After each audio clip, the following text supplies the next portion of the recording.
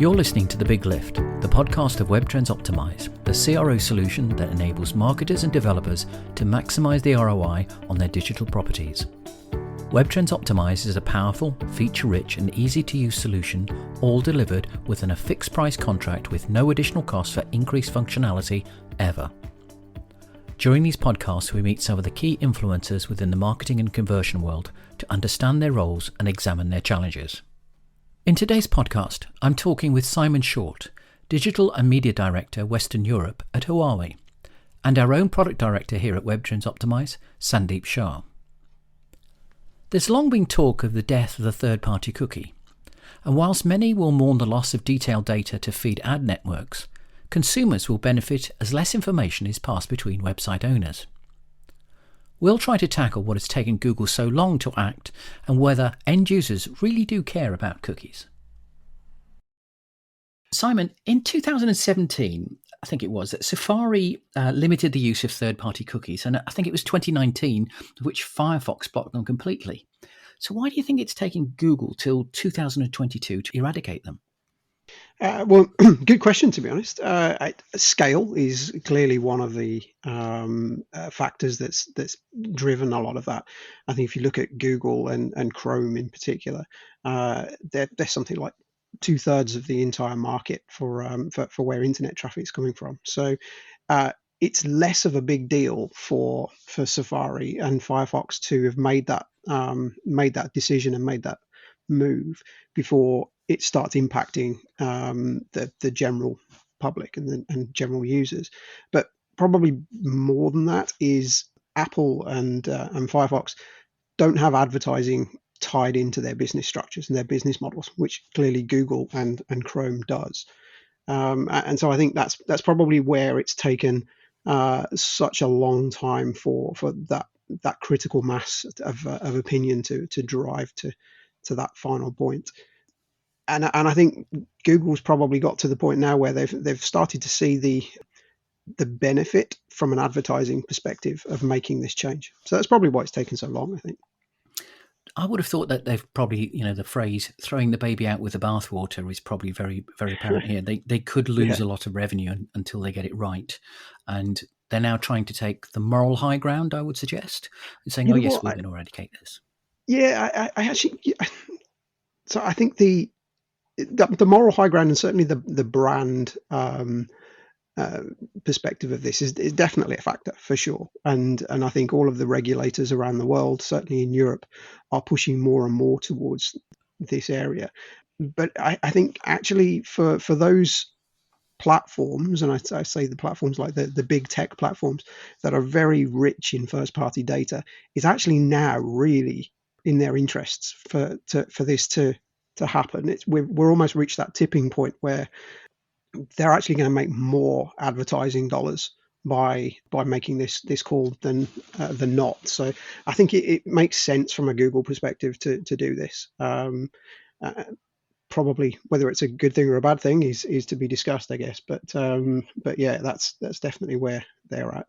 So I'll come back to you in a moment, Simon, with regard to the next question, but I think it's good to have another piece of input from Sandeep. How do you think the removal of third-party cookies will affect ad networks and brands and in particular users? Yeah, I mean, if you are unable to accurately identify people, as most ad networks nowadays have been relying on for a long time, I guess attribution is a challenge. I guess the delivery of content is a bigger challenge. If you're running display ads, for example, a lot of them have kind of inherently been tied to the idea of knowing everything you're doing online so that they can be effective.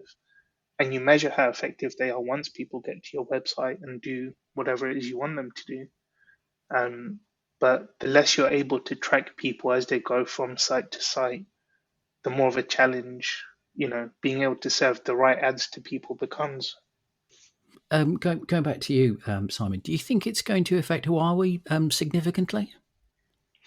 Yeah, well, I mean, I can only speak as an advertiser. I'm certainly not a lawyer, so the sort of the legal side of this thing, I can't talk with much authority on. But for as an advertiser spending money it'll definitely affect us. It is affecting us already, and really, when it comes to what are the media strategies that you end up deploying, it will mean that we are, and advertisers like us will probably start to gravitate towards those platforms that have got more of a first party rich data. First party data rich environment. Sorry, if I can say that properly. And because if it's the only way that we'll be able to target individuals or people with certain characteristics. And it'll change the way that we plan our media. We'll either go with the sort of the bigger platforms for getting those individual targeting campaigns, or we'll move towards a contextual based media strategy where we're looking at the environments rather than the individuals that we're trying to target. So definitely will have an impact for sure. I mean, one of the things is that third-party cookies have got this bad press, I suppose, that they're seen as bad, and I'm not exactly sure why. I suppose companies see them as bad because they obviously see them as very positive. But do you think that people are affected by the kind of legislation from GDPR and the cookie law that came out a few years ago, and they have this perception that they're being followed around the world with regard to their browsing? And do they really care anyway? Yeah, I mean, I think they care. I think they're caring even more now than they have done, and that's all being driven by, as you said, regulations and the regulators who've brought this to the fore with the actions that they've made everybody take. So, cookie notices on websites are pretty unavoidable. Everybody sees them, so everybody knows that a little bit more about the fact that people are tracking and measuring them. But I think they're seen as probably slightly bad because I think they have been abused. I think people's data has been shared far wider than I think they've ever appreciated that would have been. And so unfortunately, we're in a situation where that value exchange that consumers would get from saying, yeah, I'm happy for you to measure my activity, isn't clear. It's not there. So consumers don't see the value in this, and if they're given a straight yes or no option for turning them off, they won't opt in. They'll turn them off, and that's a bad thing for us as an advertiser, but it's a bad thing for the wider internet as well, because it will consolidate advertising spend with those people who can still attribute media to individuals and to successful campaigns, and it will probably have a fairly transformative effect, I think, on the internet that we see today. But you say that individuals will turn up, if they've given the choice, they'll turn off third-party cookies. They've been given the choice essentially since GDPR came in a year and a half ago, 2 years ago. But I can't see from our perspective or from any data that they are actually going and switching these things off in their droves. Yes, some are switching them off. Yeah, I mean, we've certainly seen drops in the amount of traffic that we can accurately measure and that we can accurately track. So for sure, people are not are switching them off. But I think the sort of the key changes will come when two things really: when the regulators obviously enforce the accept all or reject all in equal weighting functionality on cookie banners, but also obviously when third-party cookies get removed entirely from the systems. Those two things together, I think, will have a transformative effect on measurement in general, but certainly in terms of targeting of media and measuring effectiveness of media. Yeah, so it'll definitely have an impact, and we are seeing it right now for sure. So, Sandeep, looking from our perspective as a CRO vendor, it's always been important for us to collect and utilize first-party cookies, and our customers to collect and utilize first-party cookies. Do you think there's going to be more of a reliance now, because the ad network might be affected, to actually get people to convert at a higher rate from, say, PPC advertising? Perhaps, attribution even for PPC campaigns hasn't been that straightforward. Browsers have blocked your ability to snoop on referrers. Google blocked it themselves not that long ago as well. So, you being able to tie any front end experience to a specific keyword, for example, that people search for is already not possible. Referrals have been blocked for probably a good few years now. So, it's not just the ad space. PPC space has been targeted for a while. Google themselves made that change probably because at the time they were the people, the arbiters of that data. It came through their site. They can make it available in GA or wherever they choose to. But that doesn't mean you need to have access to it if that makes sense. So pushing people to convert quicker may well become a thing, because we know that we can't hold on to identifiers of who those people are for long. I'm not sure if kind of pushing people towards one medium or another in terms of how you acquire the traffic will necessarily change though. Simon and Sandeep together, actually, am I right in thinking that Google are going to be still collecting first-party data from anything that's being passed through the Chrome browser? And so they're going to be privy to an awful lot of data, which isn't necessarily going to be released out into the broader network, certainly from what I'm hearing anyway. Do you think that's going to have a detrimental effect on how Google perceive themselves as being more masters of the universe? It's a really interesting point. I mean, clearly, I can't talk for exactly what Google's strategy is and will be for in the way that they control their first-party data. But if we look just generally at the sort of the media landscape, there's no doubt that there will be a consolidation of power and certainly media money going to the big platforms, the big tech platforms that are so rich in first party data. And I think actually, if we look at where the sort of control of that data is going to end up going, actually it will be delegated to those platforms as well. There's technology which is, I don't want to say it will be the direct replacement for third-party cookies, but when you look at the kind of technologies such as sort of API conversion measurement or server to server is another way of sort of describing it. Effectively, you're handing the consent collection and management to the big platforms, to the guys who are so rich in first party data. And so, yeah, there will definitely be a consolidation of power there. Whether that makes them masters of the universe, I think maybe that's bit extravagant. Maybe, but yeah, listen, there's plenty of sort of, it sounds all real doom and gloom, but it's kind of not, because I think actually from a consumer perspective, this is a real opportunity for brands to give them sort of transparency about what's happening with data. So there's never really been much of I guess an interest from a consumer perspective in what brands are doing with their data.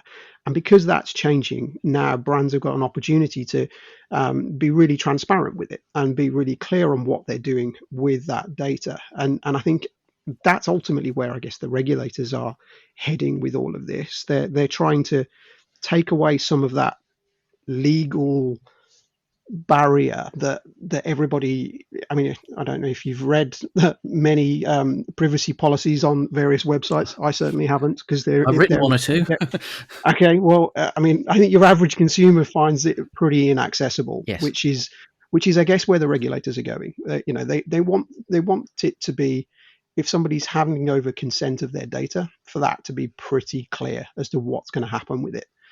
And I think that's where the industry's probably gone slightly wrong in the past, that there's so many steps of where your data ends up going, that there's no way you can clearly have visibility of what you're consenting to at the time. And I think this is the big opportunity that we as advertisers have got, and that probably the industry has got, really, is to be super transparent with what's happening, and try to demystify some of the technology that's being used. And that's not going to be an easy thing. Definitely not going to be an easy thing, because it is pretty complicated.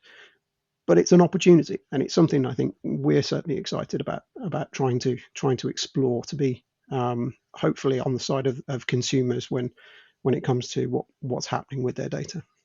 Yeah, there is quite a big difference, I guess, between what an individual website decides, their data should be doing and how they message that to a consumer, versus how, some of these big data processing companies would do the same thing. If you look at any browser, for example, while some of them don't, it's very easy to imagine, Google through Chrome managing to keep tabs on everywhere I browse. Yeah. And when that data floods into Google, I think a lot of people don't appreciate exactly how big a company. I mean, so I would like to think a lot of us do, especially in the market we're in Yeah. and where, the jobs that we do. But when my data as a user, even on my phone, ends up with Google, you've got to appreciate that that probably powers their AI and their machine learning, and it refines how they use all of that data to target ads to me. And I guess for regulators to try and work out how to communicate that to people, when you can end up, we've seen this with Zuckerberg, for example, ending up in front of Congress, and you can see they don't have a clue to the depth of what Facebook is able to do to even ask the right questions, let alone impose the right kind of legislation to command how things should happen. That kind of a situation for a Facebook or for a Google in particular, where they own, most of 80-90% of the browsing experience of the entire world. That becomes an extremely hard thing to regulate. How do you command where data goes and what happens to it when you don't even appreciate the extent of where that data yourself is being used? It's a real challenge. Yeah, because I think that, in doing some background reading, Google's talking about this thing called FLoC, the federated learning of cohorts, where as opposed to individualized data, they put them into boxes.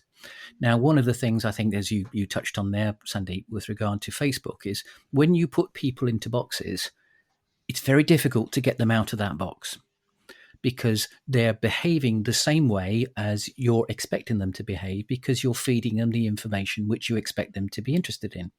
So we go to this, as you say, the Facebook kind of scenario where more and more people will be provided with information and targeted ads based upon only the things that an AI element could be thinking that they're interested in, and therefore it kind of could reduce the ability to be able to see what's outside of the box. If you take the analogy a little bit further and find out, yeah, I'd be interested in something different than that, or I want to see exactly the same thing. And I'll use an analogy, one which is pretty prevalent. The high street that you and I both shop in looks exactly the same. They've got exactly the same kind of shops that are in there. And the demise of the high street, we kind of know that there's the acceleration of online as opposed to the high street shopping. But every high street looks the same. And those individual shops have been pushed aside because everybody was going to those big stores. And I think now, as a result of COVID, those independents are now starting to raise their head. They've managed to get some visibility outside of the box, if you like, and I'm mixing analogies here.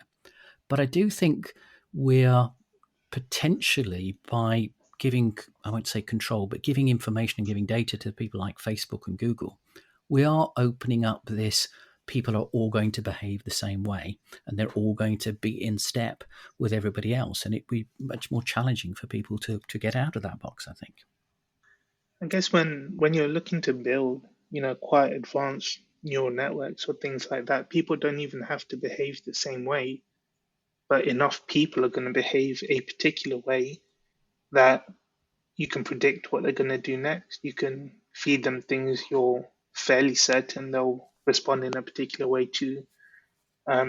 It's not a throw from what we do for experimentation. If enough people behave the same way, then you say something is better than something else. But imagine that, millions, if not billions of levels deep, based on the incredibly rich information, any of these platforms have, whether it's Google and it's my browsing experience, whether it's Facebook and it's the pages I'm liking and commenting on, the types of photos I'm uploading and the content of the photos, or whether it's Instagram and the same thing. they can be, you don't need to belong to a tiny little box that people have put you in when you're exhibiting characteristics that they're well versed in picking up. Mm.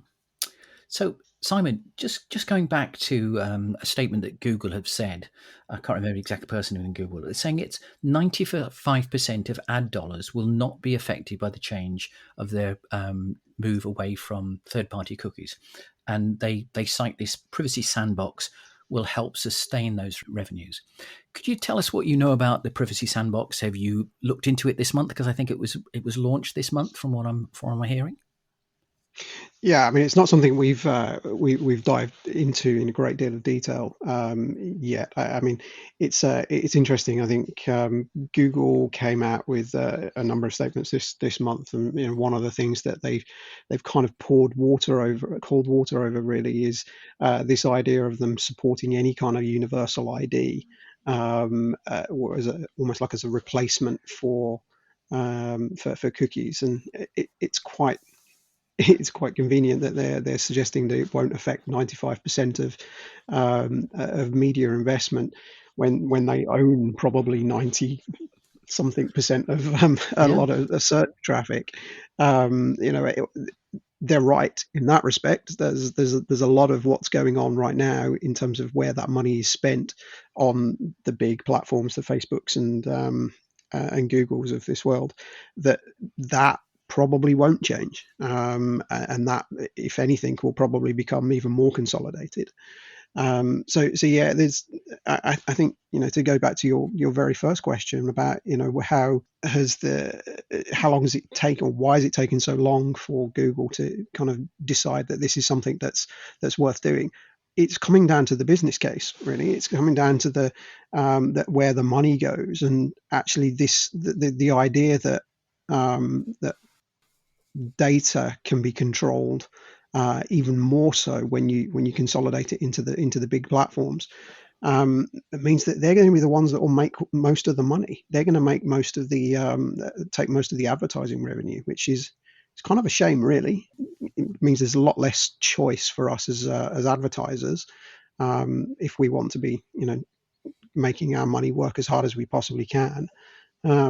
But yeah, there's still a long way to go. I don't think there's any sort of industry conclusive decision as to how we're going to exist in the world when cookies are no longer here. So it's definitely an interesting one to follow, and see kind of where everything goes in the next sort of 6, 12, 18 months. And hopefully we can be in there at the leading edge of it all, and trying to make sure that actually everybody gets a fair crack at it, because I think that's the biggest thing here, that we don't want to, by adding sort of industry level regulations or changes to technology, inadvertently kill the internet. And that's something that I think everybody's trying to avoid, but at the same time making sure that everyone's super transparent with everything, which is clearly important. You mentioned there about the unified IDs and things like that, and Google saying, almost as you said, pouring cold water on it. Do you think that there is a possibility that could replace what's there at the moment? Well, I mean, it's certainly what many of the sort of the non-Facebook or Google players out in the industry, so ad networks in particular, have to align behind, to give any kind of another option. I guess the challenge for them is going to be around how do the regulators see those kind of solutions, because if it's cookies by another name, they'll kill them off as well. So that there's a lot of work still to be done, and I'm not sure if it's going to how easy that's going to be for some of those guys, just because it requires a whole industry to sort of fall in line, which typically we've never been particularly good at that. So It's true. I think I think it's something that will be interesting to see how it plays out. But in the meantime, I think Facebook and Google and some of the other big first party rich platforms are going to make a lot of money, whilst we're trying to organize ourselves. And that's For sure. presumably at the demise of the data brokers and people like Adweek and people like that. Yeah, I think data brokers is for data brokers in particular. I think it's going to be really tough. I think when we talked before about kind of what's gone wrong, certainly in the eyes of the regulators with cookies and with data, it's been just how far your data ends up going without you really understanding or appreciating kind of what happens to it. And I think the data brokers have a part to play in that. And I think that's going to be the bit that, if anything, regulators will hone in on to sort of like stop that chain, or limit rather that chain of how far your data ends up going when you agree to handing over your first party data to anyone really. So yeah, for data brokers for sure, it'll be really tough, I think.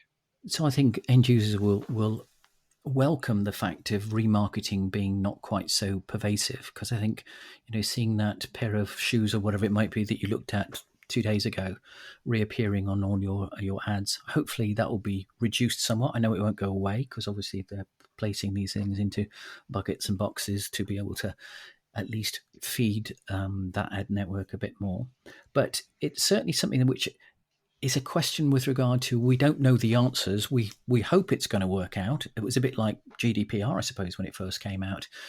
Was this going to be too much of a stranglehold on things, and was it going to change life in an online world forever? And I don't think it has yet. But obviously, as they start to tighten their belts, I think legislation will have much more of an effect on how things happen in the future. One thing I probably would add to all of this, and I kind of mentioned this before, it all really does sound doom and gloom that the regulators are stepping in and big tech is going to make away with millions of millions, billions and billions rather.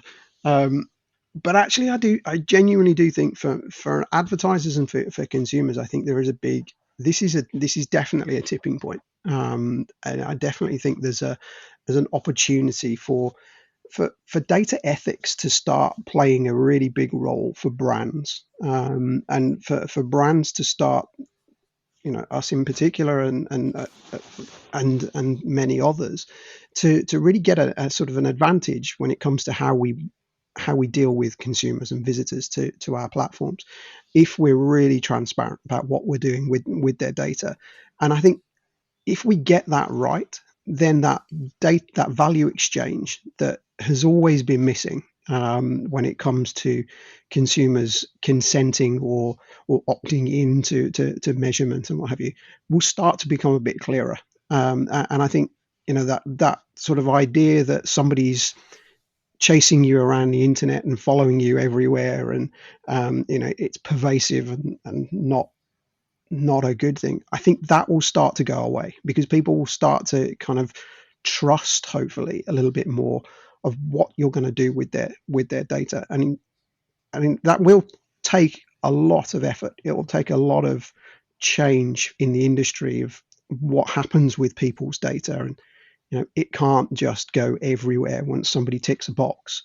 But I think once that shift does happen, and this is clearly the time when that's going to have to happen, then actually I think that trust in digital from a consumer perspective will probably start to ebb back. And I think that's probably one of the things that I'm quite excited about as an advertiser and as a brand, that we'll be able to get into that place. Do you think that trust is age centric?